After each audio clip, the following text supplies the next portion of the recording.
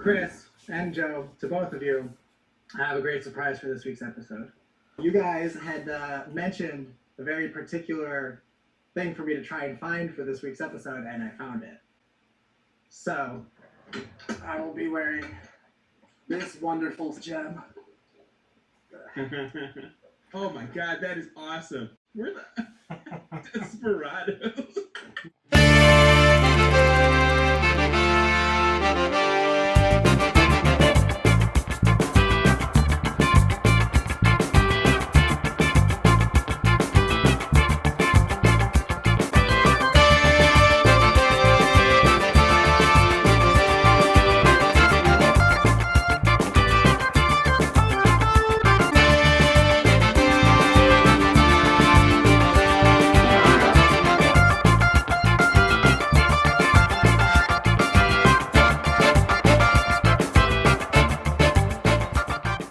Welcome, ladies, gentlemen, well, lady, maybe. It's Fuel Cult. I'm Chris Hayes, this week dressed as a Bushwick businessman or maybe a ill-suited lumberjack of some sort. We've got Patrick Tackett, a.k.a. the Midnight Cowboy. Yes. Woo-hoo. So this is a gem just for this episode, thanks to your guys' request. It's too good, Patrick. I'm pretty proud of it. I love those tassels. I'm pretty proud. Is it called tassels? Fringe. When it's on a Western... Fringe. That's Tassels, that would be silly, Joe. That's something different. Yes, it is, Joe. Yes, it is. Well, Happy not that coronavirus different, to but you yeah. guys. The question is, Patrick, do you have the matching chaps? Oh, absolutely. With the crop. Awesome. What about the drugs that comes with the jacket? Do you The have your cocaine drugs? pocket is empty. I'm a little disappointed. I think AmVets got their hands on it before I could. Yeah, you don't really want to be putting cocaine inside of a suede jacket anyway. Something tells me that that's a combination that couldn't go real well together. You know, a fine dust over a naughty suede jacket. I don't see how this jacket hasn't been absolutely coated in a fairy dusting of cocaine. It's what this jacket was meant for. Oh, probably, but I just didn't say it was a good idea. It is a wonderful jacket. I'm glad it's on the show with us, Patrick. Thank you for having it with you. Of course. I am impressed. The dedication you show each week is amazing. I do it for you guys. He's committed to this whole jacket thing, which I'm thinking somewhere a year into it or two, if we get that far, Patrick's not going to be real keen on, because gimmicks and everything at a certain point become effortless. And Joe, dressed as your friendly neighborhood fireman volunteer. My gimmick is staying warm, so eventually it's gonna be warm, and I'm gonna be in just a tank top. It's just my gimmick is just being comfortable enough to record in my garage studio. Yeah, well, I think what we should do is just before it gets to that point, we should start taking bets on the hair density for Joe's shoulders. Oh, Oh God. my gosh. It's going to be looking like Carl from Aqua Teen Hunger Force. That is accurate. That is very accurate. You guys want to come in my swimming pool? Oh man, give me a brood witch. I'm ready. Let's go. I'm ready to show my shoulders to you guys. Oh my God. So, guys, I was flipping through the internet earlier this week, and I was blown away by some very wonderful car images that I wanted to share with you. Yeah, I'm seeing them here. Mm-hmm. I don't know if I call them wonderful, but they're images. So this was under the concept of shut up, it's fixed. And I think, if nothing else, these are absolutely fixed. So let's see. We're starting off with an Opel. I'm trying to figure out what model that is. We need a European to help us. We're all Yanks here. Yeah, I believe that's the Opel equivalent of what the one of the Saturn sedans was. Saturn. Is it Octavia? The ions and the neon. Yes, the Ion. Yes, sir. That's correct. I believe that's the equivalent of the Saturn Ion. No, that's a Saturn Astra, dude. It was a Saturn Astra, right? Ion was a totally different thing. I guess this is a car show, so we should talk about it.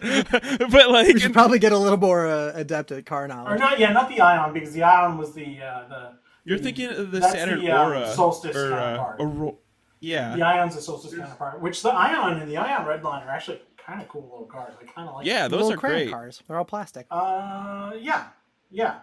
The interesting thing with those is they have the Ecotech in them, so you could actually boost the shit out of them. I drove a Redline at a Saturn dealership. I actually, back when I looked at new cars, I was comparing Saturns, and I had a lot of fun. It was a supercharged Ion. They were not turbocharged when I drove it. Oh, I'm thinking the Sky. Sorry. No, you're right. Yeah, the you're Ion. thinking Yeah. Sky. I'm mixing the Yeah. the Ion and the Sky up. So it had a 5-speed manual, a little over 200 horsepower. It was a Saturn Sky Redline, I think from like 2006, 2007, and it was my first experience with a supercharger, and I loved it. That was actually earlier than that because those ones came out.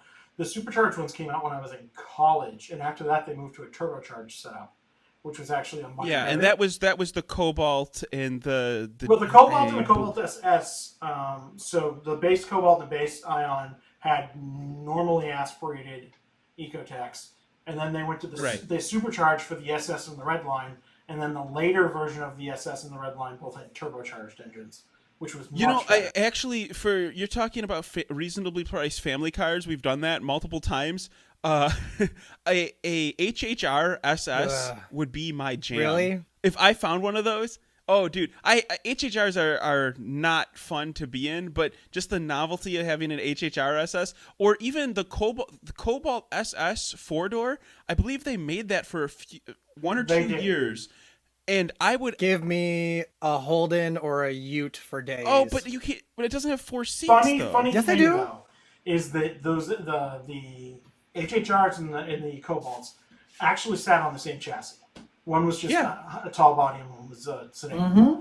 Yeah, I would take. They're easy to work on. HHR SS panel van could be gotten with the turbocharged motor and the manual transmission, and it was funny enough the fastest variant of all of those, and it actually puts down serious lap times.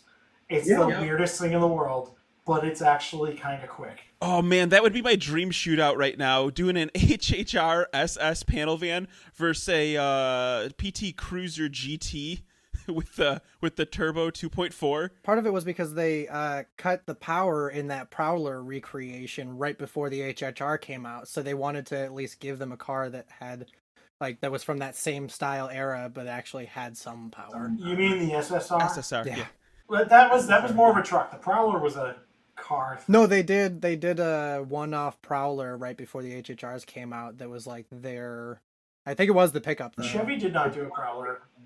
Yeah, the SSR was a truck. Yeah, the SSR was a Trailblazer chassis actually.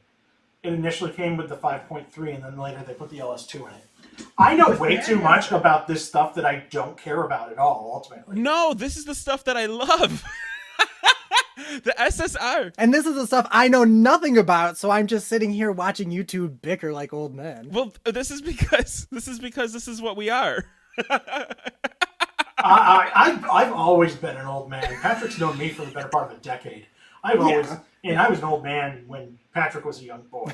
Oh God! As a matter of fact, that's how we met. It was very strange. Yes, it was. It was through Matt at the time. Did we meet through Matt? I can't remember. Yeah, we did. Yeah. Well, anyway, the SSR is a convertible truck that everybody should love. I don't understand, but yeah. So I think if I was gonna do a shootout right now, I'm saying HHR versus the turbo PT Cruiser. But yeah, you're right. What were we looking at in this picture that got us so wonderfully off track? It was down the obscure GM pathway. Okay, that makes more sense now.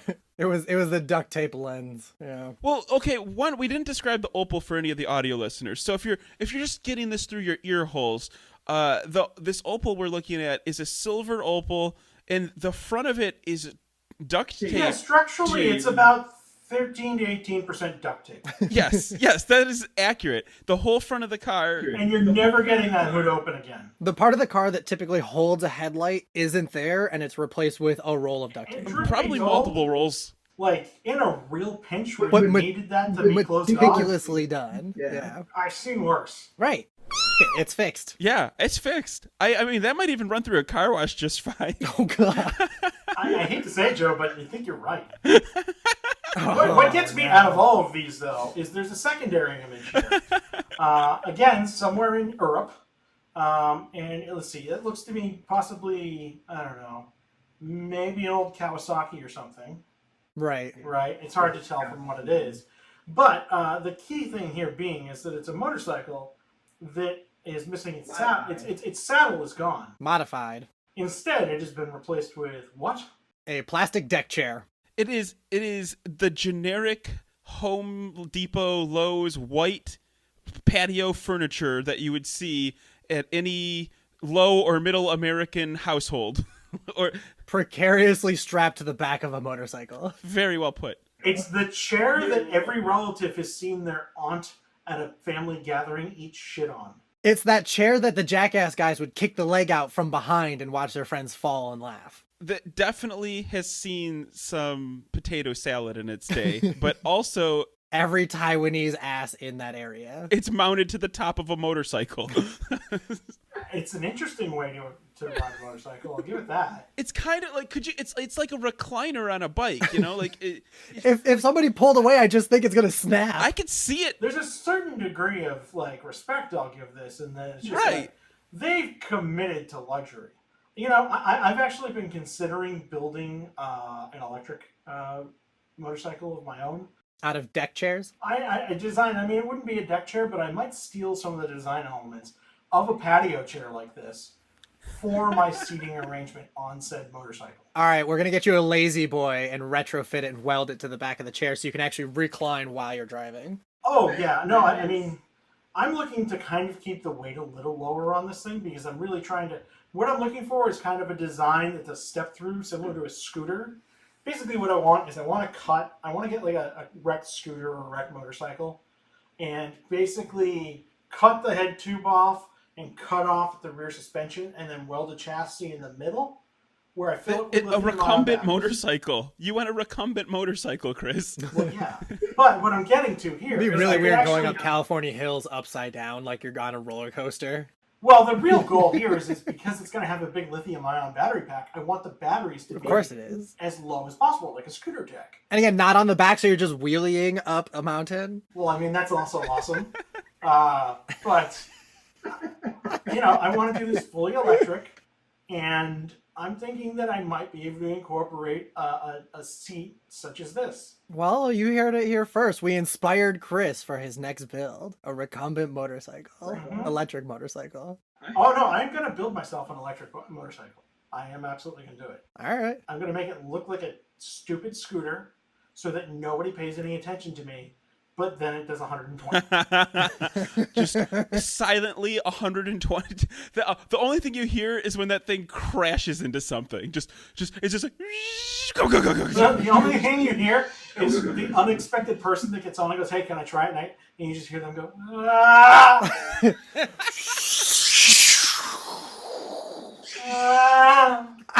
Just the Doppler effect. That was a really good Doppler effect, Chris. I'm just impressed by both of you guys so much today. Yeah, this is what I spent 37 years of my life perfecting. Doppler effects for podcasts. I definitely went to college to learn how to make that sound. I will say I'm very easily impressed, so don't get too ahead of yourselves. Fair enough. Oh, thanks, yeah. I mean, we wouldn't want any of us to have any, like, esteem about these things, would we? Take your self-esteem and no. Just no. Not allowed. The next picture you found... The last one I really enjoy because it's kind of like an embodiment of our this podcast third entry right in the series now. here of pictures. This is, I mean, I'm sure Patrick is going to do this in post, but this is spectacular. It really is. And for those of you that may not be able to see this particularly well, and for those, of course, that are listening, what we're seeing here is a generic steel wheel. What they've used is an aluminum tape to create Chrome the effect of exhaust duct tape. spokes. I don't know even what kind of tape it is. I'm just going to call it aluminum tape. It could be ducting. I think that's for HVAC stuff. Right, exactly. Actual duct tape. Right, Yes. correct. Or, you know, it could be a lot of cosplayers like their aluminum tape as well, because you can make, you know, swords and stuff out of other crap, and you know. But is it a 7-spoke design? I really like the arrangement. There's a lot of symmetry in how they're set up. It's uneven. So let's see. I'm looking at 7 spokes, but Like if if you were gonna cut a pie or a piece of pizza. It's 7 spokes, but of varying degrees betwixt each spoke set. It's how grandmas cut fudge. Oh yeah, that's heartwarming. Is that an innuendo?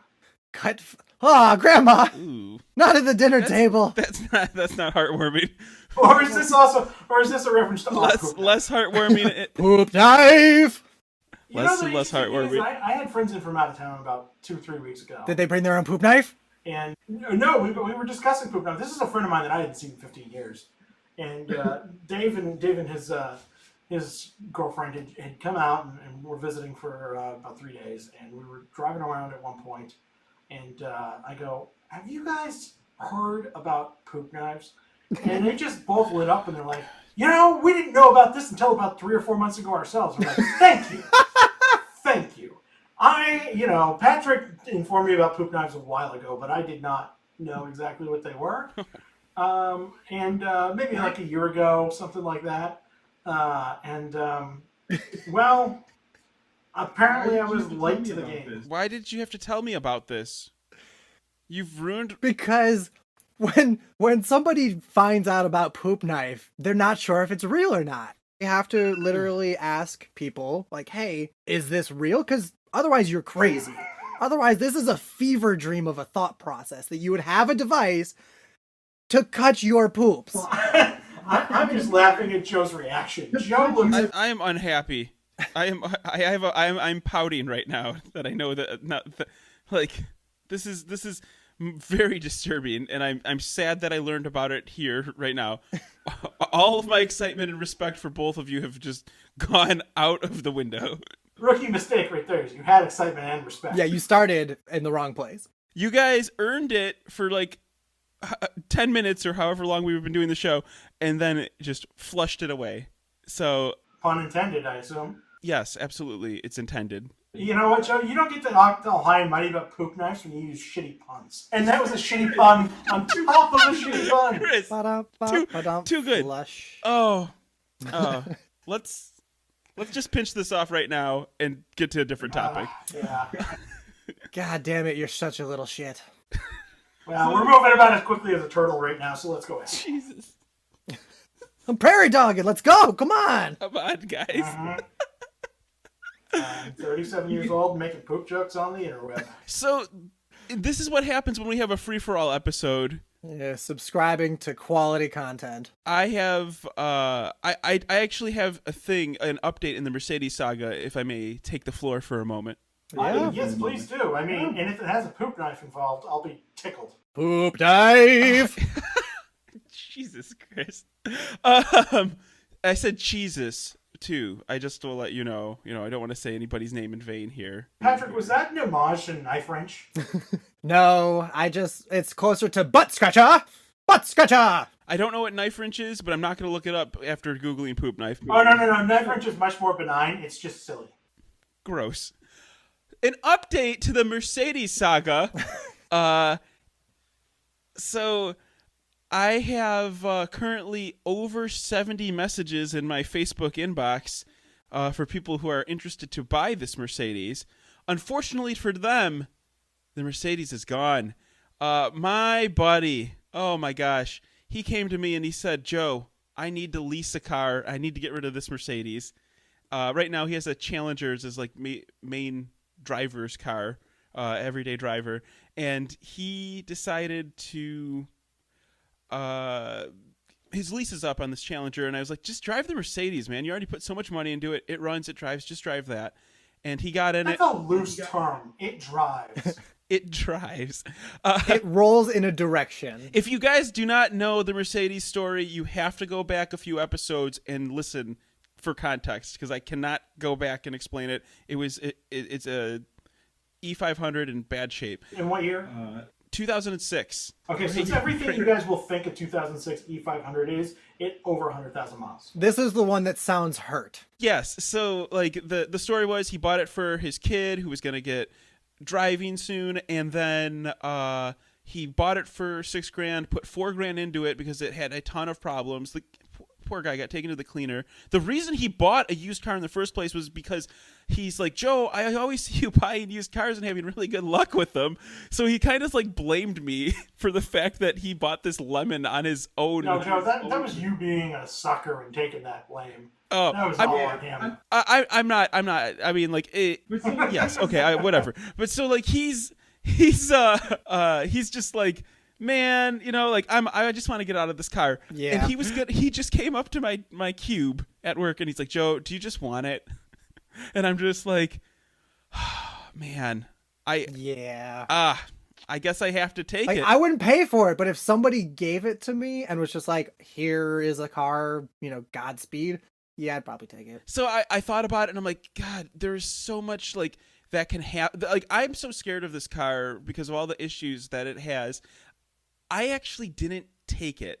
I said, like, man, I can't take this right now. Joe, I know. You've I made know. a good choice. No, I did not, because I told him, okay, I'll repost it on Facebook Marketplace. We had it for sale for $6, then bumped it down to $4, and I was like, he's like, he was gonna give it to me. I was like, dude, if you're gonna give it to me, at least make $2,000 off of the car. It's worth that much. So I put it for $2,000. I put it for $2,500, and he'll take $2,000 for it. And we post it, and instantly, as soon as I posted this thing, my messages just that's how it must feel to be famous, and it sounds like a pain in the ass. I do not want any part of it. Like, Joe, I can assure you that I've been around plenty of famous people in my life. Selling a used Mercedes is not a good approximation thereof. No, I'm just saying, like, how much your phone's blowing up all the time. I don't care. Yeah, selling a used Mercedes is not a good. Yes, you're right. Chris, thank you for keeping me honest. So my phone seriously is blowing up. A new person has contacted me every 30 seconds or so. So I end up shutting down the post after we get past, north of 60, 70 people. Because I'm like, okay, we got people interested in the car. We have enough interest. I'm sick of fielding responses because I'm copying and pasting, like, all this stuff, and I'm not the owner of the car. Right. You're just doing the work for free. Yeah, like an asshole. Because I'm just like, dude, I don't want to touch it, because as soon as it signs over and I have to flap at it to my place, that's just a pain in the ass. I just didn't want to deal with it because I know how bad this car is. So the guy's gonna pick it up today, and he texts me and is like, the dude didn't show up. Mind you, he took the first offer that he got on this car, which was $500 less than what the posted price was, and we had plenty of people that were willing to come pick it up instantly. Anyway, so he took the first offer. The guy doesn't show up, and he just messaged me, and he's like, I'm donating it to charity. And he did it already. Charity came and picked it up before I was able to get to it. Because if I knew he was just going to donate it away, he's done. I would have taken it, because that's like at least $1,000 or so in my pocket, even if shit goes wrong and it's not running. Yeah, I mean, you could have sold it for $2,000 had you waited an extra day for somebody to show up and get it. Easily. I was like, dude, I was so disappointed. One, because I put all my time and effort into this thing, trying to help him out of this bad situation, and he takes a knee on the thing, takes a total wash on the car. I am so sad, and like, I don't feel good, like I made a good decision. I feel like I made a bad decision. No, because, like, you're fine. I could have had an extra $1.5 in my pocket. No, Joe, you made a terrible life choice. See? You did everything backwards and wrong from the very beginning. Thank you. You should not have tried to buy it. You should have just let him try and give it to you. You should have said, yes, thank you, give it to me, and then sold it for $2,000 and been done with it. Done. See? I could have dealt with that. I deal with shady people all the time. He's not used to dealing with shady people. That's the problem. And normally Chris is the one that's more like, no, you should have just done that. Like, I'm surprised that we flip-flopped our positions over the course of an episode. See, this is I lost out on money. I don't like doing that. I lost out on making money on a used car. I don't like doing that. And he was gonna give it to me. Yeah, but just think of that car sells and it breaks a mile from your house, right? Mm-hmm. Uh-huh. You're gonna get that guy coming back to you. So what? Yeah. Sell it literally as a parts car. If you list it as a parts car or rolling chassis, it doesn't matter what the happens to it when it rolls away from you. If you Are you not familiar with assholes from Craigslist? Yes, I sell to them on the regular. I don't care. I deal with those assholes all the time. That's how I get all my cars. I had that guy drive all the way from North Carolina to buy my Evo, and then he dragged it back to North Carolina on the wrong form of trailer, so he probably blew the differential. What? Did he not flatbed it? No, he scorpioned it from Buffalo to North Carolina. No way! What an idiot! He got it on the road. It's running somewhere in North Carolina. Yeah, clearly an Evo enthusiast. Oh, that's gotta hurt. Different thing, but similar money, funny enough, is, I just sold my old MacBook Pro on Craigslist, and I just dealt with all of these, and actually the funny thing is I put it simultaneously up on eBay. Yeah. And it's just nothing but scammers now. It is nothing but scammers. I would say 95% scammers to, a 95% scammer ratio here. It's, the vast majority of them, people reaching out, are just trying to screw you on it. Yeah. You're talking about on Craigslist, it's all scammers. Oh, but also on eBay now, too. Is because the Really? second that laptop sold, or actually even before, people going, oh, well, if I give you this much for it right now, will you shut and send it to this address that's overseas and it doesn't match their account or anything? And or the guy that bought it from me on eBay, right, winning bid, emails me 5 minutes after the auction is over and goes, oh, I can't, the taxes to import this to Australia are super high, right? And then starts hitting me up 2 days later from a different, and his address is associated with a different region every time that he hits me up. He goes, oh, what about here and what about here? And then all these other people going, hey, this eBay auction just ended. I'm the guy that won it from you. Here's my address. Ship it to me. And that's been around since the beginning. It's not surprising at all. And it's a headache, but it's not exactly, It's well, and Patrick, you will know, is like Patrick worked with me on a cryptocurrency project for quite some time. And I would say 3/4 of the conversations we had with the general public were people from Russia trying to scam us. I'd probably say 1/4. Like, most of our interactions were legitimate, but then there was about 1/4 of it that was dense. I was going for comedic effect, but yes, in literal terms, yes, 1/4. But yeah, it was a significant amount. I'm just so over dealing with scammers on the internet. It's persistent. Hell, even the guy that bought the laptop off of me shows up. I meet him at a Starbucks here locally, and he goes, well, here's $1,000 for it instead. And I go, that's not what we agreed on. I'm like, you owe me another $250. Oh yeah, that kid tried to take 1,000 off so he could have, money for gas and to go back. I was like, that has nothing to do with it. You were the one that drove out here. Yeah. The deal was this much. If you give me that much, you get this car. If you do not give me that much, you do not get this car. Oh, the great thing is he starts going, well, I can't give you the full price. It doesn't have USB ports on it. You didn't say it doesn't have USB ports on it. And I'm like, well, it does. You just don't know what USB-C is. Oh my gosh. And then the great thing is he ends up coughing up $10. He's like, well, I have everything except $10. I'm $10 under what I said I'd buy it for. And I said, well, you're still an asshole, but I don't feel like continuing this interaction any further, so just give me the $1,240 instead of the $1,250. Oh my gosh, that is ridiculous. You should have been like, fine, but I get to slap you in the face really hard. Yeah. At that point, I was just like, I'm done dealing with this. This is what it's like dealing with the general public. And I'm just like, nope. No. But I understand that. That's actually why I prefer Facebook Marketplace, because you can look at somebody's profile and be like, okay, they've been around for a while. This is obviously their main profile, and you can get a feel for them if they're gonna fall through or not. And rather than just Craigslist is just such a shot in the dark. And I understand eBay. I've bought stuff from sellers on eBay and have had really good luck, but I don't really sell on eBay either. I hate that I have to use Facebook, but Facebook Marketplace is where it's at. I refuse to use Facebook for anything. Oh, it's garbage, but that's where you go to sell stuff. Craigslist is a dead zone now for finding decent listings of anything. I find that if you're in a really big city, Craigslist still moves real fast. But I'm saying for vehicles, it's just so much easier for you to find more vehicles using searches and things like that on Facebook Marketplace than Craigslist, and you can verify who you're talking to. That's like, it's not a dead zone. Craigslist is still the Wild West of selling things online, and you're getting random email messages and random text messages, and you're just always saying the same. I have no problem with any of it. It's so easy to sell and buy stuff. It's fine.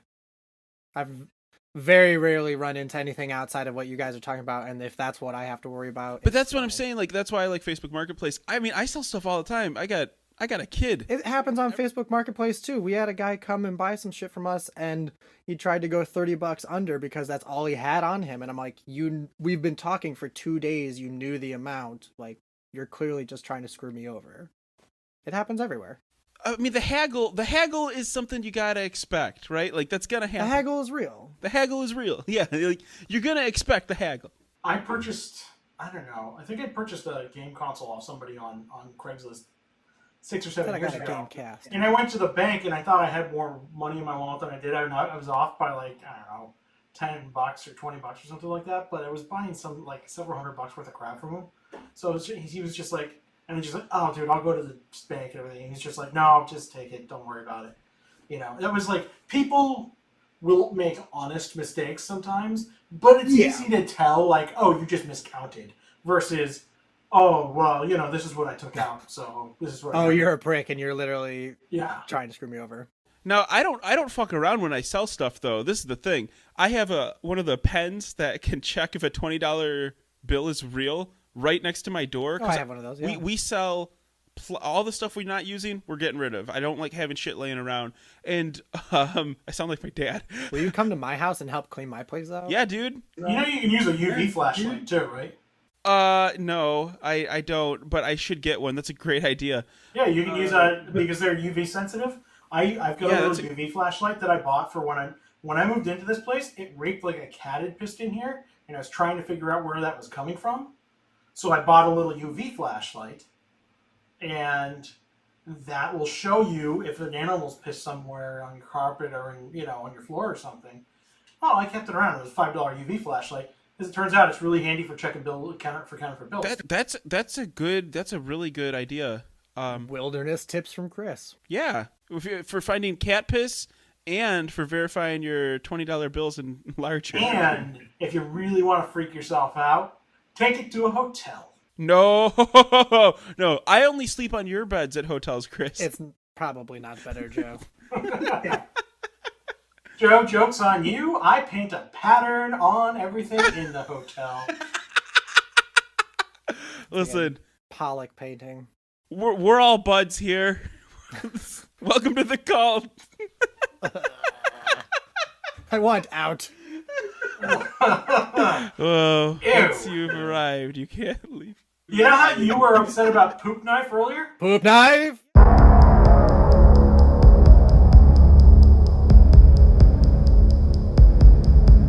Yeah, that's gross. Yeah. What we're talking about is something different. What you're talking about is gross. Listen, a poop knife was invented out of the need to be courteous to the home you accidentally destroyed. And it need not be an actual knife. It could be a spatula. Yeah. Or an old antenna. Or a coat hanger. Can one of our listeners or watchers please make an old-timey toss a coin to your Witcher song about poop knives and the different constructions of poop knives? No. This is disgusting. This isn't entertaining or funny. It is gross, and I am no longer participating in that conversation. Listen, You know what? I'm going to start making poop knives and selling them on the internet. soon on the Fuel Cult website, Poop Knives by Chris. If they're branded Fuel Cult, that's... You got your TIG welder and we were going to be fabricating last week. Is this what you're going to sell in your home arts and goods store? Well, I mean, I did buy the welder for doing fabrication. I don't know if I necessarily need it for knife fabrication, but I mean, I could get creative. I could do a Wolverine style where it's 3 blades. And That's just a poop rake. that's a rake, or... I mean, I could call it the Wolverine. Poor Joe is just sitting in his garage, cold as shit. He motivated to do this podcast. Now he's just being scarred having to think about somebody having such a large shit that they have to find frantically, uncomfortably a device to chop it into logs so it can flush. Calling it the Wolverine is probably a little too on the nose. What I'll do is I'll call it either I can call it the Logan, Yes. the Howl, which is even more obscure, or I could also call it the Jackman. Call it Bub. Well, also works. Or Patch. Joe, what would your poop knife be named? I'm not engaging in this conversation. I'm not engaging in this conversation. I'm just so glad that we're upsetting Joe to this extent. I'm not upset. I'm It's only been a while. disappointed. I'm not upset. Oh. How do you like those dad moves? Joe, you just got to eat bigger meals. Once you've had to use a poop knife, maybe you'll understand. I will admit, I've never had to actually use a poop knife. Nor have I. I'm going to put a little disclaimer under my name, like, has never used one. But the funny thing is that even though I've never used one and my friend was not aware of it, that we talked about, 20 years ago, we both recalled an incident where one of our friends actually required the use of a poop knife. And it was not a concept that existed internet-wide at that point. So really, one of my friends was a true, like, pioneer in the world of poop knifery. Trendsetter? Mm-hmm. So anyway, I was just wondering how long you guys were going to go about this, because I do have a... if you have any questions or inquiries about a Jeep Gladiator, I will have access to one. Actually, I'm going to do a little review on one, and I don't know if we'll do it as an interstitial. Is that a word for on the show, or do it separate? I've got a question. Or do it separate. Why does it exist? Why does anything exist? Why does the Gladiator exist? That's a good question. I will be addressing that in the review. So, yeah, I've done... I have a question. Yes, question? Will you test whether or not it'll roll over? I hope not. Joe, I've got an important question. How many poop knives can you put in the back of a Gladiator? I immediately regretted asking for questions. I have a question. How many poop knives does it take to pierce all the tires? Okay, it's going to be 1 if you want it individually, and 4 if you want them all at the same time. So. Does it have a tire on the back? Because then maybe 5. Okay, I didn't count that on all the tires. I've got another important... If you had a poop knife, what would its name be?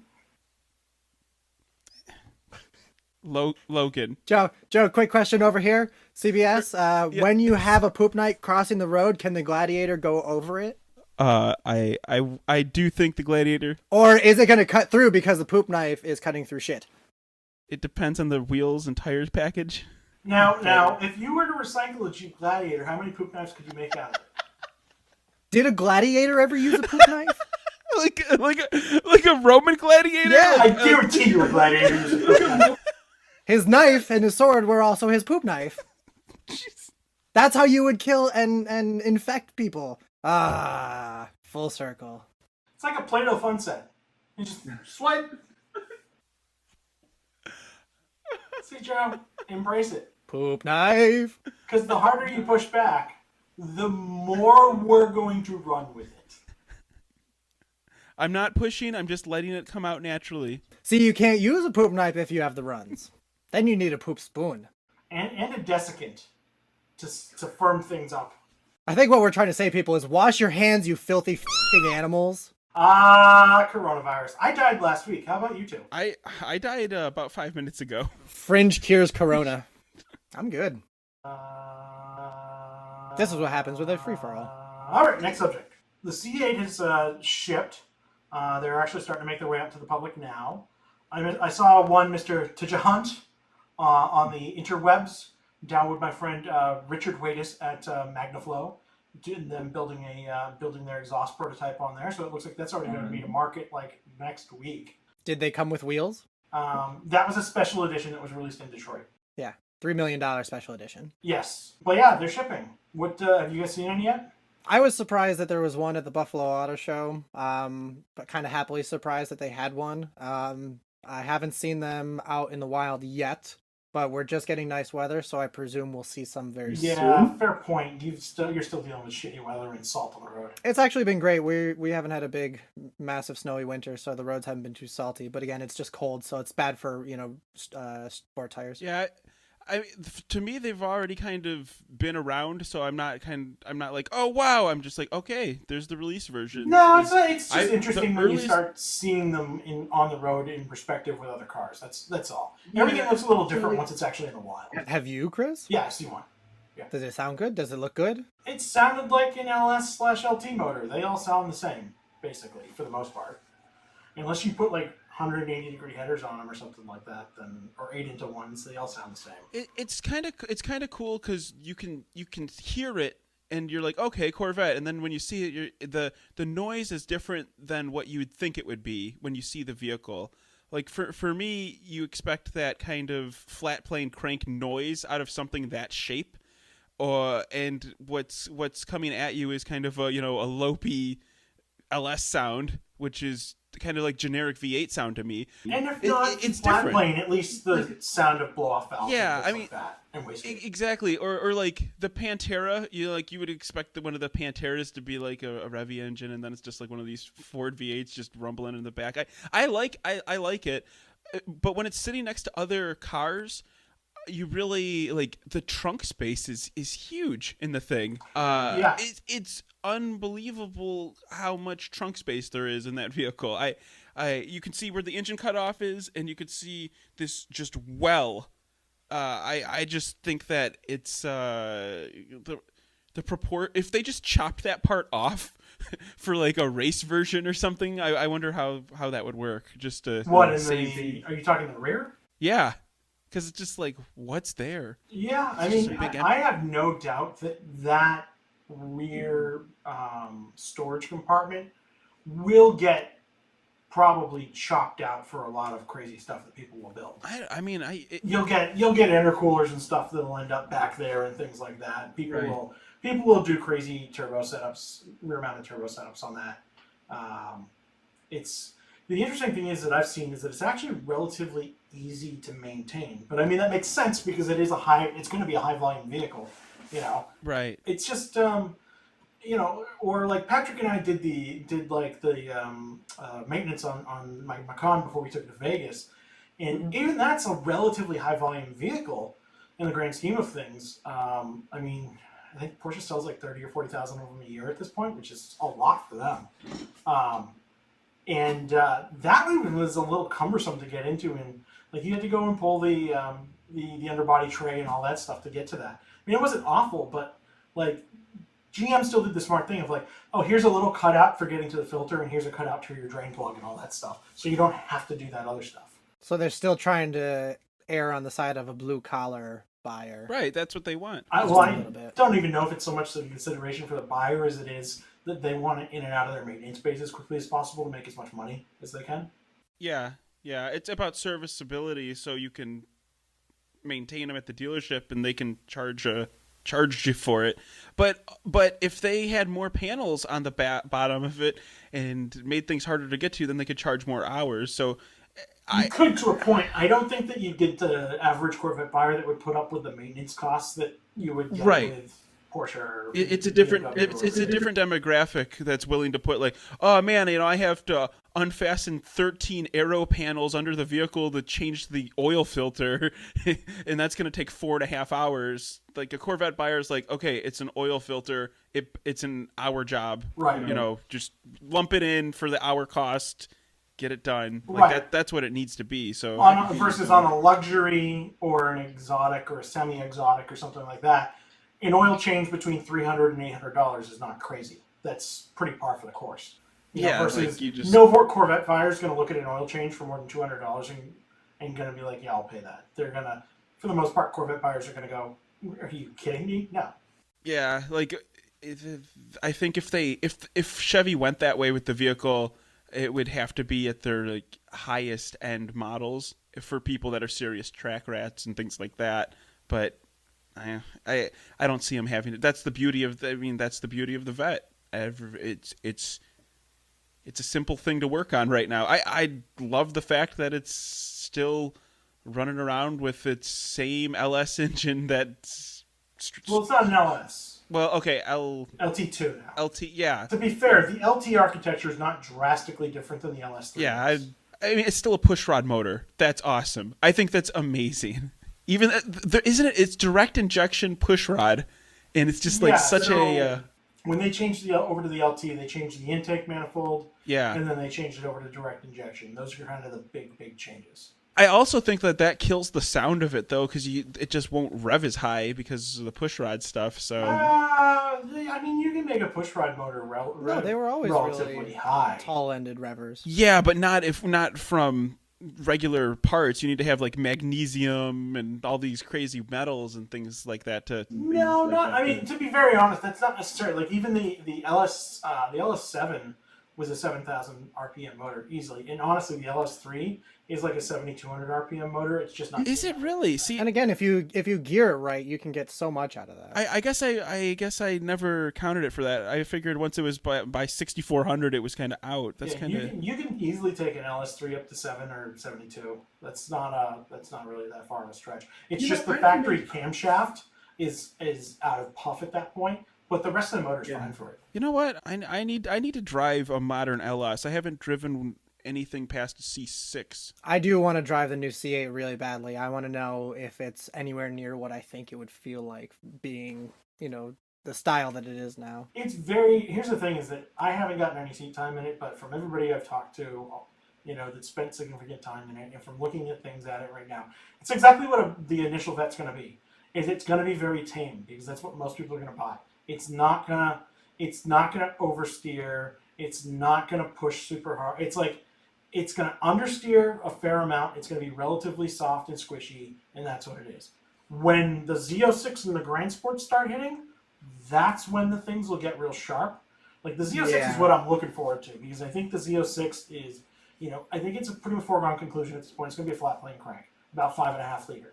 I just want that steering to be as sharp as possible for the power that's coming out of that engine. And I'm really hoping the Z06 goes back to what its original form was in high, it's a normally aspirated engine built for track use versus the C7 Z06, which was a bastard of a car. Which was just loud and fast. It was loud and fast, but it also had huge heat problems because the thing is the blower design was overdriven on it and it did not have enough cooling built into it, which they addressed on the ZL1, but the Z06 was always problematic, and it was the previous two Z06s were normally aspirated motors. So the Grand Sport, where that sat in between Z06 and the ZL1, right? A Grand Sport has everything that the Z06 does, minus its engine. Oh, okay. So that was even more okay. Interesting. So the C7 Grand Sport, if you're going to beat the piss out of any of the C7s, the Grand Sport's the one to do because it will stand up. Yeah, that makes sense then. I've seen a lot of track rat Corvette enthusiasts pick the Grand Sport, and I was wondering why that was the safer choice for sustained driving, and so that makes more sense because it won't heat soak as much. Well, it doesn't really heat soak at all. I mean, it's normally aspirated, so it doesn't have the same problems with intake temperatures that a supercharged motor does. Nice. But it'll be, their dry sump. It's an LT1 dry sump in the C7 Grand Sport. It's cheaper to run. It's generally speaking less problematic. And to be honest, they all make so much power at this point that it's like, unless you're a really, really skilled driver, you're not getting that much more out of the experience with more power on a road course than with one versus the other. So, just like I'm not really feeling like I'm missing a lot with my LS3 and my C6. It's 480 to 490 crank, somewhere in that, because it puts down about 425, 430 wheel. And like that's plenty fast enough for the most part. It doesn't really need a lot more power. I mean, do you do track days at all with your car, Chris? I have not in that car in many years. It's just canyons. But I got my new wheels and tires, and I was going to go take pictures of them for the show today, but my garage is currently full of a couple inches of water because our parking area is not draining at the moment. And it's been raining in California for the last week. Better than fires. I'll take it over fires, but we don't generally have fires with like my part of Los Angeles. So I've got new wheels and tires. I got new drive belt. I'm going to be doing a bunch of maintenance on that as soon as the garage dries up so that I can actually start using that on the weekends again. That'll be nice. Yeah. Yeah, things are thawing out here. I had to bust out the e-bike like 2 weeks ago, but then it went back down. It's going to snow tonight. So I was like, oh, man, come on. Yeah, we're in a similar boat for our weather. It got nice. We got really nice, sunny, beautiful days, and then it stormed pretty much immediately afterwards. As soon as I got a good day, I was like, I got to get out on two wheels, even though it's an e-bike. It scratches the itch enough for me not to buy a motorcycle because when you're flying through bike paths and going, 25 miles an hour down these small enclosed paths, that gives me the sense of speed, and it's done at a reasonable in a reasonable way. But You're not really risking your life. And Patrick, confirm if you heard this with me, but Joe, did you work the H sound into wheels? Wheels? I didn't mean to, and if I did, somebody come over and punch me in the face. I believe you accidentally snuck a H into your wheels. Or I've just listened to that much NPR lately, so it could be happening. This is Pawnee today. Yeah, I don't know. We don't get that many nice days, so as soon as they start getting nice, I'm like, okay, let's get out. Let's get doing things. So I'm ready to take the hard top off. I'm ready to go. Let's do this. But right now, it's 36 degrees outside, and it's going to snow tomorrow. So well, we might need to cut this short because I think my battery may have died. we're not really cutting it short. We just popped in and Yeah, I think it may have pooped out at some point there, right along with the knife. So poop knife. Poop knife! That's really unfortunate. We have not had one unscathed episode yet without some sort of a recording No, issue. not one. But Joe has been flawless every time. He's the only one that hasn't had a dropped video or audio yet. well, you say that now, and I would like to tell you that the first few minutes of my show cut out because my Audacity crashed. So,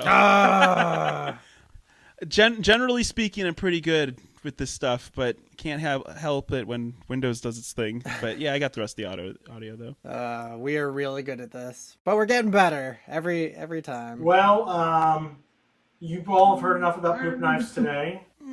Are we though? Joe's probably just going to go and angrily stomp off and go, poop knives, damn it. I continue to be dressed in plaid. Joe, the volunteer fireman. What's your hat say? This is it says EFF. The Electronic Frontier Foundation. Fantastic. I'm group. trying to help everyone and look reputable, but we're over here talking about shit all day. We are. And I'm over here donating money and time, trying to help the EFF, trying to protect the internet, trying to plug stuff. Patrick is doing the part of John Voight in Midnight Cowboy right now with his fringe jacket. Like always, like, comment, subscribe. If you have any more jacket ideas, please send them our way. Our Instagram is at Fuel Cult. Twitter's at Fuel Cult. Make sure to subscribe to our actual podcast because that's our uncensored fun stuff. And Joe, always use your blinker. If you made it this far, welcome to the call. Always use your blinker. That's the thing. That's it, everybody. Bye. Poop knife!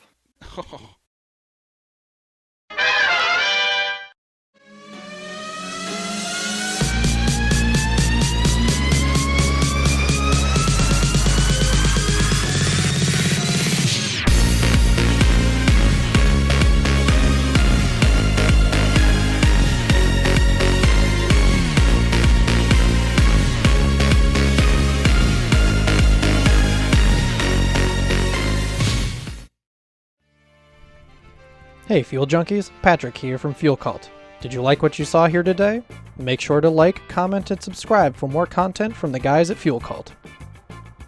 And don't forget to check out our uncensored podcast at shoutengine.com/fuelcult.